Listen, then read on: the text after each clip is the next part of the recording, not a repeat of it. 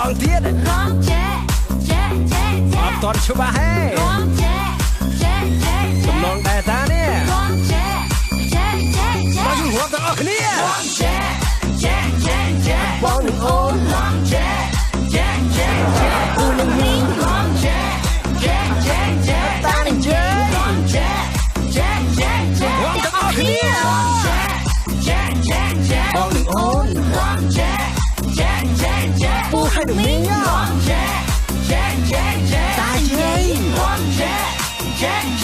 រួមទាំងអស់គ្នា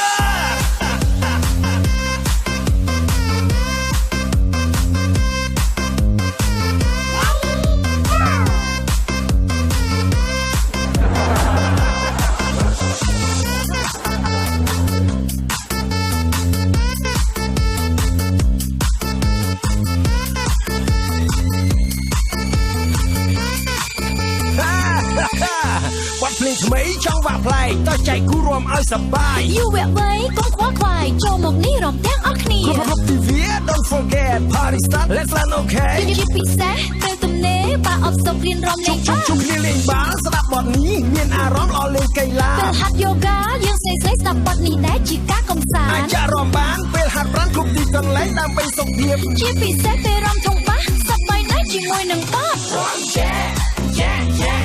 បងនឹងអូនរំចែពូនឹងមីងរំចែតានឹងជើរំចែរួមទាំងអស់គ្នារំចែបងនឹងអូនរំចែពូឲ្យនឹងមីងរំចែតាយាយរំចែរួមទាំងអស់គ្នា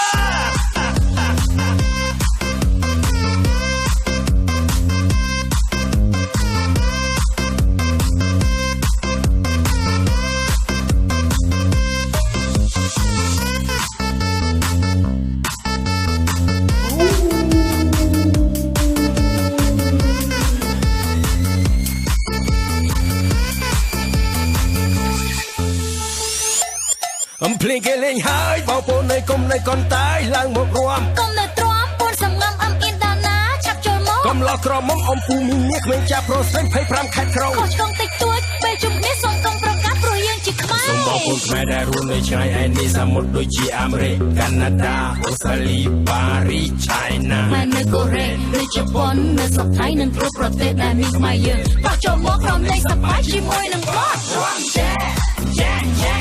បងនឹងអូនរំចែពូនឹងមីងរំចែតានឹងជើរំចែរួមទាំងអស់គ្នារំចែបងនឹងអូនរំចែពូឲ្យនឹងមីងរំចែតាយាយរំចែ